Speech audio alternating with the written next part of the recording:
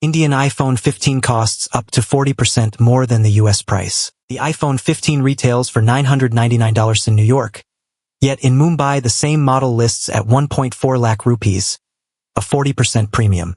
That gap isn't a branding gimmick.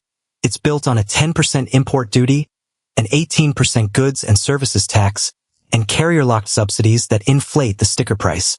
Therefore, the headline number masks a chain of fees that only Indian buyers bear, and the real cost question suddenly becomes political. First, the Indian Customs Board levies a 10% duty on all imported smartphones, turning a $999 device into $1,099 before taxes. Then the government adds an 18% GST, pushing the cost to $1,297. But carriers often claim a 20,000 rupees discount, which only applies to locked phones tied to a 2-year contract.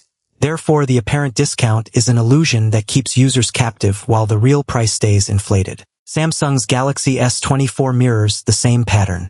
While the global flagship ships with the Snapdragon 8 Gen 3, the Indian SKU arrives with the locally produced Exynos 2400, a processor that lags by roughly 12% in benchmark scores.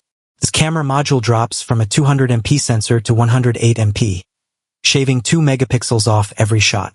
Therefore, Indian buyers receive a technically inferior device for a price that rivals the premium Snapdragon version abroad. The hardware gap isn't accidental. Foxconn's Noida plant assembles 30% of India's premium phones, but to meet cost targets it substitutes a 5% lower-grade AMOLED panel and skips the ultra-wide lens found in overseas models. Those shortcuts shave roughly 7,000 rupees off production, yet the final retail price barely moves.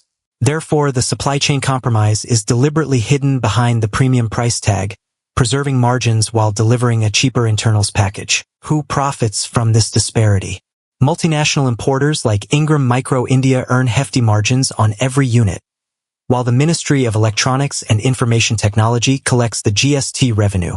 Politician Rajiv Chandrasekhar publicly praised Make in India assembly, yet his ministry's tariff schedule still classifies smartphones under HS code 8517.01, attracting the full 10% duty. Therefore, the same players who claim to champion local growth are also the architects of the inflated price. Consumers can fight back. Buying an unlocked device from a Hong Kong reseller bypasses the carrier lock and can shave up to 15,000 rupees off the price. Importing directly under the personal import scheme reduces GST to 5% if the device is classified as a personal use item. Moreover, a coordinated petition to the Telecom Regulatory Authority urging a GST reclassification to 12% for premium phones could lower costs by another 3%. Therefore, each small action adds up to a sizable savings. Apple and Samsung aren't clueless. They deliberately ship lower-spec, higher-priced phones to India to protect their global premium margins. By keeping the Indian SKU under a different SKU number, they avoid the premium classification that would trigger lower duties.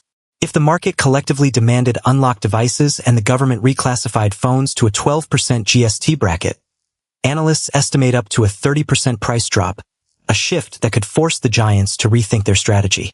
Therefore, the power to disrupt lies in coordinated consumer pressure. The climax? The same 40% premium we see on paper is a calculated move, not a market accident.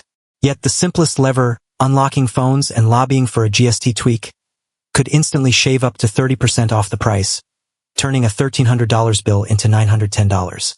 But will Indian buyers unite enough to pressure regulators? Or will Apple and Samsung double down on their locked-in model? The answer will decide whether the price gap narrows or widens in the next fiscal year. What would you do if you could shave 30% off your flagship phone price?